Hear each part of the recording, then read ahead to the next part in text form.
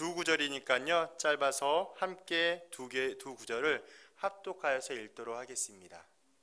네. 함께 읽겠습니다. 시작. 그러므로 너희는 가서 모든 민족을 제자로 삼아 아버지와 아들과 성령의 이름으로 세례를 베풀고 내가 너에게 분부한 모든 것을 가르쳐 지키게 하라. 지어다 내가 세상 끝날까지 너희와 항상 함께 있으리라 하시니라. 아멘. 할렐루야. 아멘. 4주 만에 만나 뵙는 것 같습니다. 네. 4주라는 시간이 얼마나 이렇게 빨리 지나가는지 이렇게 모를 정도로 이렇게 빠르게 지나갔는데요. 이렇게 강단에 쓸 때마다 참 고민과 걱정이 많이 되는 것 중에 하나가 뭐냐면, 제가 연구하고 제가 준비한 이 설교나 복음의 내용들이 우리 성도님들에게 왜곡되지 않고 잘 전달되어서 성령의 도우심으로 참 깨달아졌으면 좋겠다라는 생각과 고민이 많이 듭니다. 그래서 매번마다 설교를 준비하며 진행할 때 하나님 앞에 더 기도할 수밖에 없게 되는데요. 왜냐하면 설교자 자체는 하나님이 아니기 때문에 완벽하지 않고 실수와 죄악들로 투성이지만 이 연약한 나를 통해서 들어서시는 하나님의 능력이 강하시기 때문에, 그래서 오늘도 주의 은혜 앞에 이렇게 구하면서 준비한 말씀을 함께 나누도록 하겠습니다. 저는 지난번 시간에 히브리서 4장의 말씀을 통하여 우리에게 큰 대제사장이신 예수 그리스도에 대하여 나누었습니다. 감사합니다. 제가 다시 한번 설명드리겠습니다. 그래서 예수님께서는 하나님의 아들이심을, 그래서 하나님의 아들로서 하나님의 뜻을 모든 신자에게 완전히 나타내어 주셨고, 순종과 고난과 희생을 통하여 기꺼이 우리 모두에게 본이 되어 주셨습니다. 그래서 예수님에 대하여 세 가지 측면으로 설명해 드렸는데요. 첫 번째는 예수님은 승천하신 하나님의 아들이십니다. 예수님은 승천하신 하나님의 아들이신데요, 이 승천의 의미는 무엇이냐면 하나님께서 인간의 구원 계획에 완성된 자신의 아들을 받으시는 장면을 승천이라고 의미하고 있습니다. 또 다른 승천의 의미는 이 땅의 모든 사역, 복음을 전파하고 병든 자를 치유하며 교회 공동체를 세우는 것과 또한 십자가의 죽으심과 그의 모든 사역들로 인하여 구원의 완성을 의미하는 것이죠. 이렇게 예수님은 승천하신 하나님의 아들로서의 모습을 보여주셨고요. 두 번째, 예수님께서는 우리의 약함을 불쌍히 여겨주시는 분이지만 죄가 전혀 없으신 분이셨어요. 우리를 불쌍히 여긴다라는 것은 이 땅 가운데 사람의 몸으로 직접 오시게 되셔서 아픔과 죽음까지 경험하는 것을 의미하고 있습니다. 아무런 죄가 없으신, 아무런 부족함이 없으신 하나님께서는 자신이 선택하신 인간을 너무나 사랑하시기 때문에 그 사랑으로 인하여 인간의 죄를 용서하시기 위하여 십자가의 죽음을 감당하면서까지 우리에게 향하신 사랑을 확실하게 보여주신 것이죠. 그분이 예수님입니다.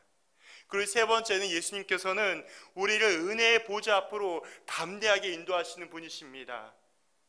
은혜의 보좌 앞에 담대히 나아갈 수 있는 것은 어떠한 것으로도 할 수 없습니다. 오직 예수님의 십자가의 은혜만이 은혜의 보좌 앞으로 담대히 나아갈 수 있게 되는 것이죠. 그래서 은혜를 얻는다라는 것은 은혜를 받는 사람의 어떠한 수고와 노력과 자격에 의해서 주어지는 것이 아니라 하나님으로부터 일방적으로 얻어지는, 전적으로 얻어지는, 거부할 수 없는 것이 바로 은혜라고 설명드렸습니다. 그러므로 예수의 십자가 은혜로 인하여 우리를 용서하여 주셨고 영원한 사망과 고통 가운데서 우리를 건져 주셨으며 기쁨과 감사의 자리로 우리를 인도하여 주셨습니다. 그것이 바로 우리가 값없이 얻은 은혜의 구원입니다. 그러나 예수님의 은혜를 얻고도 그렇게 살아가지 못하는 경우들을 종종 만나게 됩니다. 어느 교회 담임 목사의 비상식적인 리더 훈련이 교회 공동체의 세상을 향하여 맹렬하게 지탄을 받고 있으며, 또 어떤 교회 목회자 부자는 공금을 횡령하고 여자 신도를 대상으로 음란한 죄악까지 벌어지고 있으며, 어느 교회 장로들은 집사들 몇 명을 또한 설득하여서 여러 교회 담임 목사를 내쫓는 일도 버젓이 일어나고 있습니다. 또 어느 교회 권사는 교회 공동체를 전체를 자신의 만족과 뜻에 행사하기 위하여 여러 가지 어려움을 만드는 경우도 바라보게 됩니다. 이 모든 모습들은 바로 우리가 겪고 있는, 우리가 경험하고 있는 뼈아픈 교회의 현실입니다. 마태복음 5장 13절에 이런 말씀이 있습니다. 너희는 세상의 소금이니 소금이 만일 그 맛을 잃게 되면 잃으면 무엇을 짜게 하리요? 후에는 아무 쓸데없어 다만 밖에 버려져 사람에게 밟힐 뿐이니라. 교회는 예수님께서 자신의 생명을 다해 주신 귀한 공동체입니다. 세상을 향하여 비판과 정죄와 공격을 당할 대상이 아니라 복음의 영향력이 되어 세상을 섬기며 이웃을 사랑하는 본보기가 되어야 될 곳이 바로 교회인 곳이죠. 그것이 바로 십자가의 복음과 부활의 복음을 제대로 이해한 것이며 적용한 것입니다. 방금 말씀드리는 것처럼 오늘의 핵심은 교회입니다. 사실 교회에 대하여 여러 가지 내용으로 나눌 수 있고 말씀드릴 수 있겠지만 특별히 오늘은 교회의 특징에 대하여 살펴보면서 건물로서의 교회가 아니라 우리 자신이 그리스도의 몸된 교회로서 어떻게 살아가야 할지를 함께 은혜 나누기를 소망합니다. 특별히 지난 시간에 예수가 누구인지 설명하고 말씀을 드렸다면 이 예수님을 인하여 이제 우리가 이 땅 세상 가운데 살아갈 우리가 어떻게 살아가야 할지, 교회적인 우리의 삶이 어떻게 살아가야 할지를 함께 고민하는 시간이 되었으면 좋겠습니다. 오늘 우리가 읽은 본문은 지상태 명령이라고 소개하고 있으면서 선교적인 명령으로 생각할 수 있는 본문이겠지만 이것을 단순히 선교적인 내용으로만 생각해서는 조금 무리가 있습니다. 그 이유가 있는데 그 이유는 무엇이냐면 모든 민족의 제자로 삼는 것, 모든 민족의 제자를 삼게 하는 것은 바로 교회를 세우는 것이기 때문입니다. 그래서 교회는 예수님으로 인하여 그리스도의 영광과 충만함을 누리게 됩니다. 또한 이러한 교회 공동체는 모든 성도가 함께 한 모음으로 살아가는 가족 공동체입니다. 이 세상에서 볼 수 없는 초월적인 공동체가 바로 교회이기 때문이죠. 그러나 교회가 외형적인 조건을 갖추고 또한 여러 가지 모습이 있다고 하여서 그리스도의 영광과 충만함이 일어나지 않습니다. 아까도 말씀드리는 것처럼 어떠한 교회는 간신히 그 이름만을 유지하거나 아니면 더 이상 교회의 역할과 기능을 상실한 교회들이 많이 있기 때문이죠. 그렇기 때문에 외형적인 조건만 갖춘다고 해서 예수님의 영광과 충만이 나타나지가 않는 것입니다. 그렇다면 참된 교회는 어떠한 교회입니까? 참된 교회와 거짓된 교회는 무엇으로 구별할 수 있겠습니까? 세 가지 측면으로 함께 살펴보기를 원합니다. 첫 번째, 교회는 예수 십자가와 부활을 믿음으로 세워집니다. 말씀 에베소서 있는데요. 에베소서 2장 20절 함께 읽어주십시오. 시작. 너희는 사도들과 선지자들의 터 위에 세우심을 입은 자라. 그리스도 예수께서 친히 모퉁이 돌이 되셨느니라. 아멘. 사도들과 선지자들이 전하는 모든 것, 이 모든 것은 예수님의 복음에 대한 교훈으로 가르치고 있기 때문에 그것에 기초하여 세워지는 것이 바로 교회라고 의미하고 있는 것입니다. 그래서 여기서 말하고 있는 그 터는 바로 예수님을 의미하고 있습니다. 고린도전서 3장 11절에 이런 말씀이 있습니다. 이 닦아둔 것 외에 능히 다른 터를 닦아둘 자가 없으니 이 터는 곧 예수 그리스도라. 그래서 터는 곧 예수 그리스도를 의미하며 예수의 복음을 들은 사람들이 그 예수의 복음을 통해 믿게 될 때 의롭다 하심을 얻게 되고 의롭다 하심을 얻은 자만이 교회가 될 수 있는 것입니다. 교회는 오직 예수님만을 믿어야 가능합니다. 결국 모든 민족을 제대로 삼는 것은 무엇을 의미하고 있겠습니까? 예수님의 복음이 이스라엘 민족에게만 적용되는 것이 아니라 믿지 않은 모든 자들에게까지 확장되고 있음을 알 수 있는 것입니다. 따라서 믿지 아니한 이방인에게만 지상 명령을 대상으로 삼고 있는 것은 불필요한 제한을 설정하는 것과 똑같은 것이죠. 믿는 자나 믿지 않는 자 모든 자에게 예수 십자가의 복음을 전하고 부활의 소망함을 갖게 하는 것이 온전한 믿음을 소유하며 가장 큰 능력이 됩니다. 모든 사람들에게 제자화를 만드는 것. 제자가 무엇이겠습니까? 제자는 예수님의 권세 있는 교훈에 따라서 함께 살아가는 자를 의미합니다. 예수님께서 말씀하셨기 때문에 예수님의 모든 말씀을 진리로 여기고 예수님께서 명령하셨기 때문에 그 명령한 모든 내용에 인정하며 순종하는 것을 포함하고 있는 것이죠. 진정한 제자란 예수님의 가르침을 듣고 이해하며 순종하는 자들입니다. 그러므로 복음을 전하고 믿게 하는 것은 교회의 가장 근본적인 사역이며 교회를 세우는데 큰 역할을 하고 있습니다. 그런데 여기서 중요한 것이 있습니다. 교회를 이루는 사람들이 참된 성도이냐 아니냐는 것이 우리가 너무나 중요한 것인데요. 겉으로 봐서는 이 사람이 참된 성도인지 신자인지 알 수 없습니다. 참된 성도인지 신자인지를 확인하려면 그의 삶을 바라보면 알 수 있는 것이죠. 그가 어떠한 사람인지 열매를 보면 알 수 있다는 것입니다. 참된 신자와 성도는 예수님의 가르침과 교훈하심을 따라 제자의 삶을 살아가는 사람들을 의미하고 있기 때문이죠. 또한 여기서 주의할 것이 있는데요. 삶의 열매, 즉 삶의 행위가 은혜로 얻은 구원의 조건적인 부분으로 보여질 때 크게 관여하지 않는다라는 이야기입니다. 조금 더 쉽게 설명한다면 반드시 구원 얻은 사람이 선한 행실이 있어야 이 사람 구원 얻었습니다 라고 얘기하는 것은 위험하다라는 뜻이에요. 구원 얻은 자가 선한 행실이 나타내어지고 이웃을 사랑하며 섬길 수 있는 분명한 이유는 뭐냐면 공짜로 받은 거저 얻은 그 구원의 은혜가 성령의 능력과 감동하심을 통하여 삶의 자리까지 인도하시기 때문입니다. 내가 선한 행실을 하고 이웃을 섬기며 살아가는 것은 내 의지와 내 어떤 마음과 내 지혜라는 것이 아니라 나와 함께 하신 성령이 작동하시기 때문에 할 수 있다는 이야기입니다. 그래서 구원 얻은 자의 행실 자체만으로 구원의 조건을 이야기하는 것은 행위 구원론에 빠질 수 있음을 경계하셔야 되는 것입니다. 그러므로 교회는 예수 십자가와 부활을 믿음으로 세워집니다.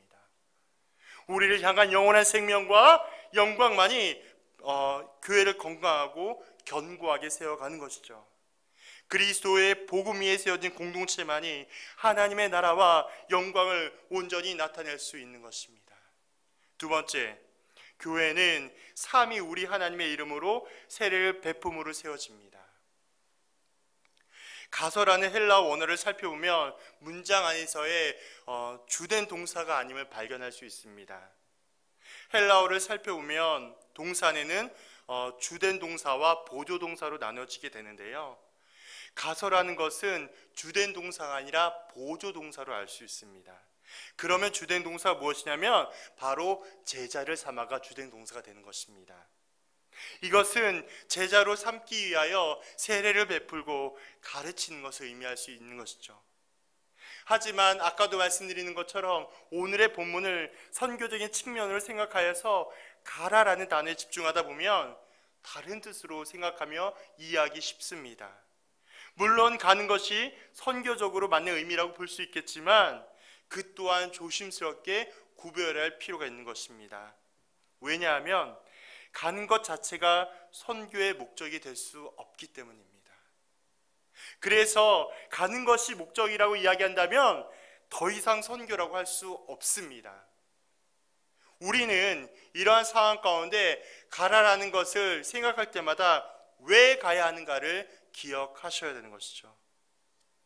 왜 가야 하는 거에 대해서 답변할 수 있으셔야 하는 것입니다. 우리가 가야 하는 이유는 바로 예수 그리스도의 제자를 삼기 위해서 가는 것입니다. 복음이 전혀 들려지지 않는 그 땅을 향하여서 예수의 십자가의 복음을 전하고 또한 선포되는 삼위의 우리의 하나님의 통치가 이루어지며 하나님의 나라와 하나님의 일들이 이루어지기까지 제자를 삼는 것, 그것이 가기 위한 목적이기 때문입니다. 그래서 세례를 베풀며 자신이 하나님 앞에, 예수님 앞에 얼마나 철저한 죄임을 인정하고 고백하며 진실한 회개함으로 예수님과 온전한 연합을 이루게 되고, 많은 회중들 앞에 자신의 신앙을 고백하며 그 믿음대로 살아낸 삶을 바로 세례의 참된 의미이자 목적이라고 말할 수 있게 되는 것입니다. 고린도전서 10장 1절에서 4절은 이런 말씀이 있습니다. 함께 읽어주십시오. 시작.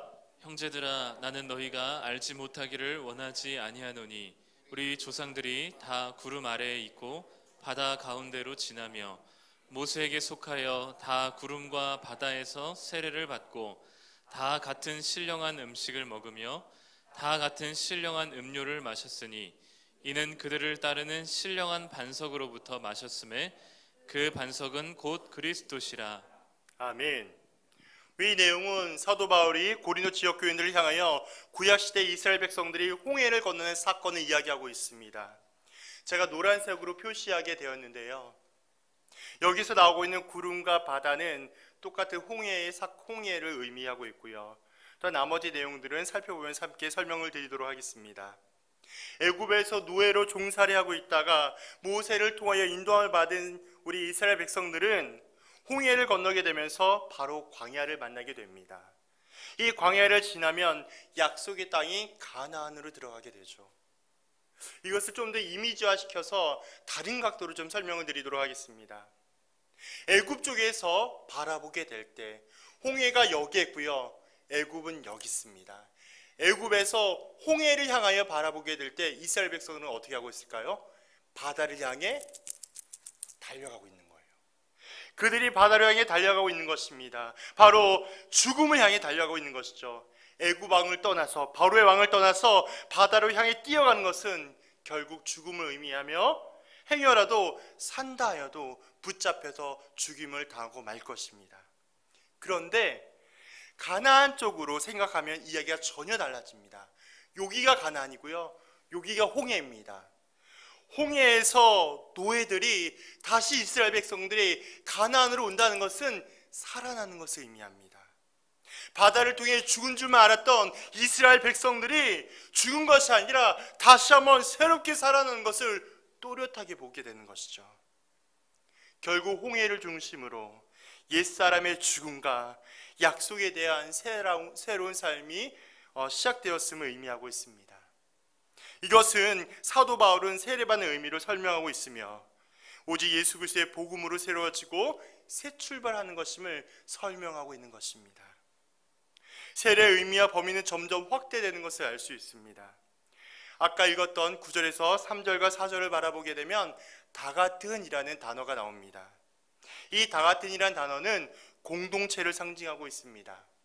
세례받은 사람들은 예수님과 함께 한 공동체가 된다는 것을 교훈하고 있죠. 우리는 이 세례에 대해서 개인적인 신앙의 결단과 어떠한 전환점으로 생각하게 되지만 성경에서는 개인의 결단을 뛰어넘어 공동체성을 강조하고 있음을 알 수 있습니다. 이러한 내용이 우리에게 큰 교훈이 되어줍니다.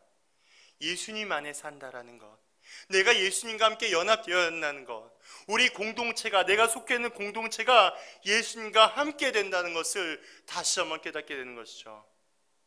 그래서 이 공동체의 품격을 위하여 어떻게 내가 살아가야 할지 구체적인 고민과 노력이 시작되고 있음을 알 수 있습니다. 그래서 진정한 교회 공동체는 예수 십자가의 부활의 복음을 듣고 믿음으로 자신이 하나님 앞에 얼마나 큰 죄인인가를 인정하며 회개할 때 비로소 예수님의 은혜를 경험하게 되고 거듭나며 새로워질 수 있게 되는 것입니다. 더 나아가서 내가 있는 공동체가 진실한 공동체가 될 수 있도록 끊임없이 점검하고 노력해야 하는 것이죠. 세 번째는 교회는 예수님께서 말씀하신 모든 것을 가르쳐 지킴으로 세워집니다. 참고 5절 마태복음 10장 함께 읽어보겠습니다. 시작. 가면서 전파하여 말하되 천국이 가까이 왔다 하고 병든 자를 고치며 죽은 자를 살리며 나병한 자를 깨끗하게 하며 귀신을 쫓아내되 너희가 거저 받았으니 거저 주라. 아멘. 예수님께서 이 땅 가운데 하나님의 일을 하실 때 세 가지 대표적인 일을 하셨습니다. 가르치고 전파하며 치유하셨죠. 그 중에 가장 대표적으로 했던 일이 바로 가르치는 일이었는데요. 그런데 예수님께서 오늘 본문에 읽은 것처럼 제자들을 파송하면서 복음을 전파하는 것은 말씀하셨지만 가르치는 것에 대하여서는 직접 언급하지는 않으셨습니다. 그 이유는 예수님께서 살아계실 때에 예수님만이 유일한 선생으로 가르치는 권세가 오직 예수님 자신에게만 있었기 때문입니다. 그래서 마태복음 우리가 읽은 성경을 바라보면 12제자를 부르신 예수님의 장면을 보면서 복음을 전파하고 병든 자와 귀신 들린 자를 치료하도록 말씀하고 있지만 가르치는 것에 대하여 언급하지 않는 것을 알 수 있게 됩니다. 그러나 이제는 예수님께서 죽으시고 부활하셔서 승천하실 때가 되었기 때문에 가르칠 책임과 권위를 부여하고 계십니다. 제자들은 이제 세상을 향해 나아가 예수님께서 말씀하신 모든 교훈을 가르치도록 권리와 의무를 갖게 되는 것이죠. 그래서 믿는 모든 자들에게는 가르치고 배우는 것이 너무 중요합니다.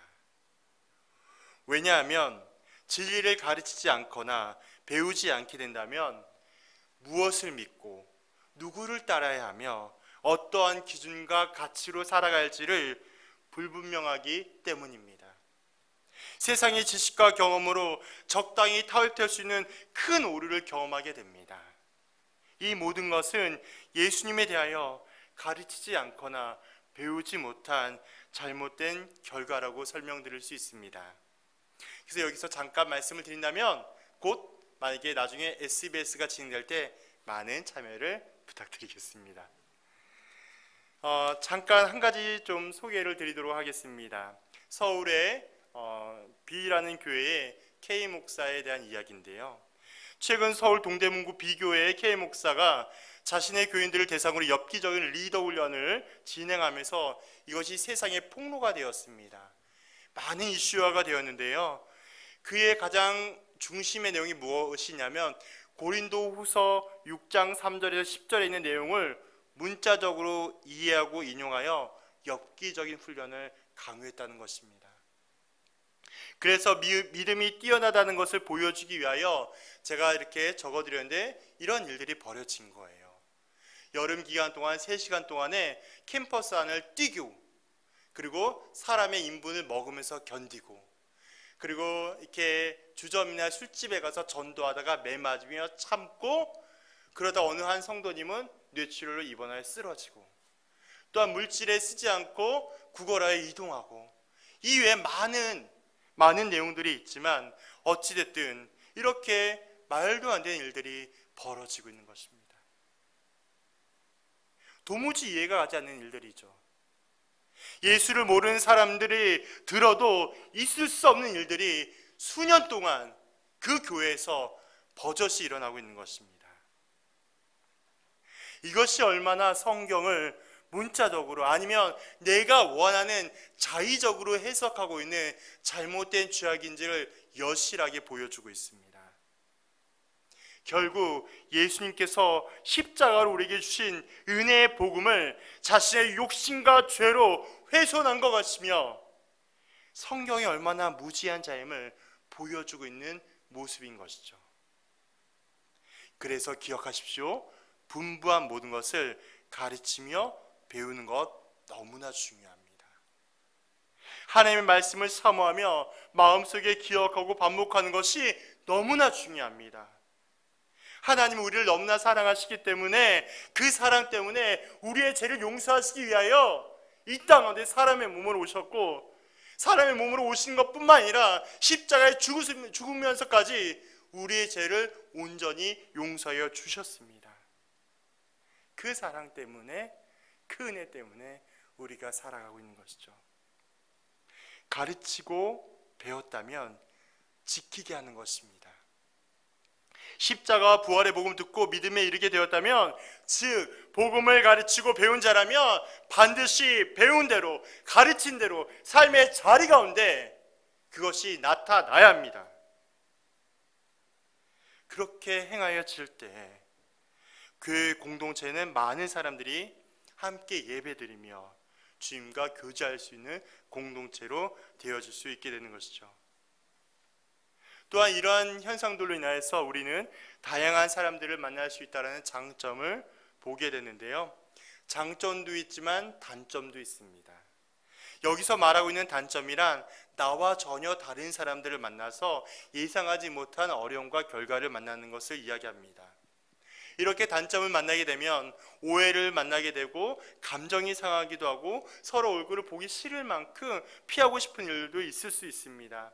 그래서 다투고 분쟁하며 내 마음을 알아주는 사람들과 자연스럽게 친해지게 되고, 이것이 결국 공동체 안에 커지게 되면 무리가 형성되어서 서로 파벌이 나눠지게 되는 것이죠.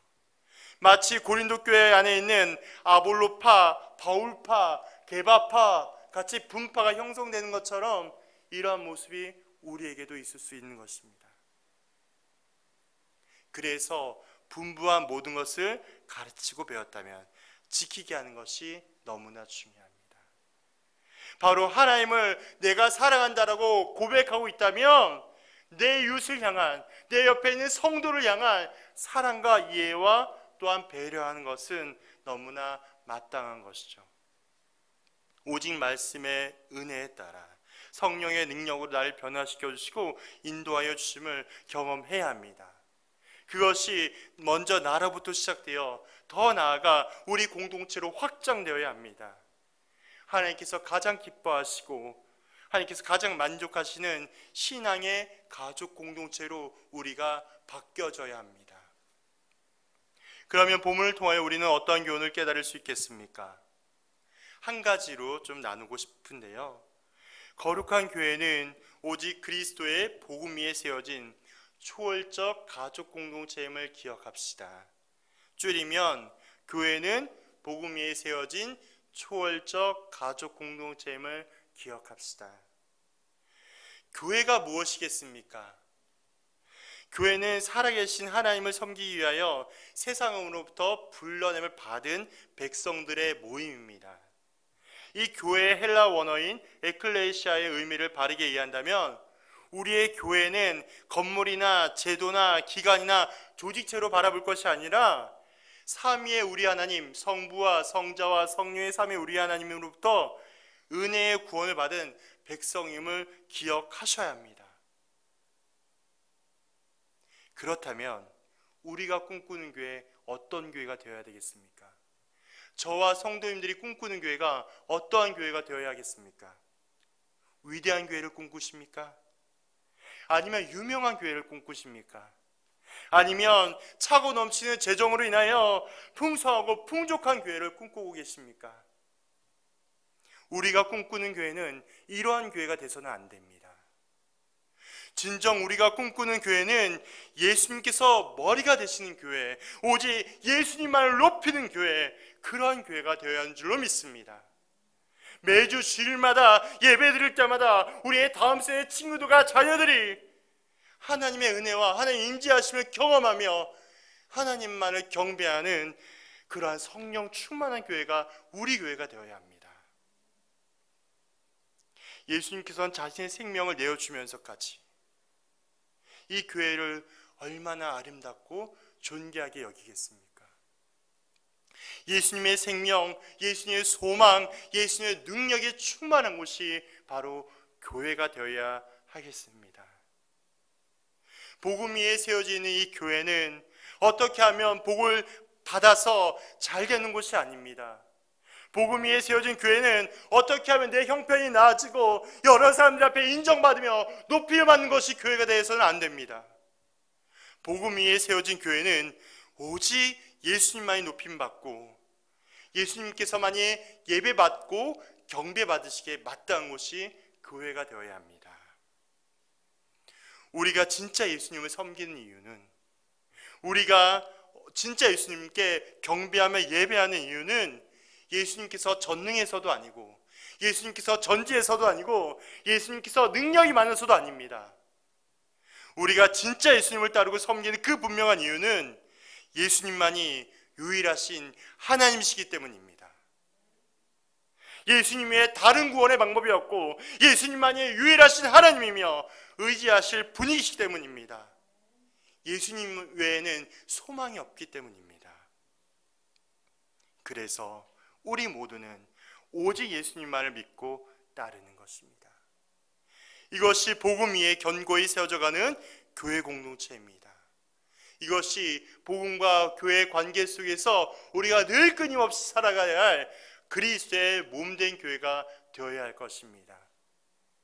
교회로서 넓혀지고 확장되어지며 규모가 커지는 것에 집중하는 것이 아니라 그리스도의 복음을 통하여 한 영혼이라도 다시 한번 제자로서 살아가는 삶이 나타나는 교회, 주의 말씀과 기도의 향기가 꺼지지 않는 교회, 그런 교회가 소풍교회가 되기를 간절히 소망합니다. 함께 이 시간에 우리는 주의 움직이는 교회 찬양으로 영광 올려드리겠습니다.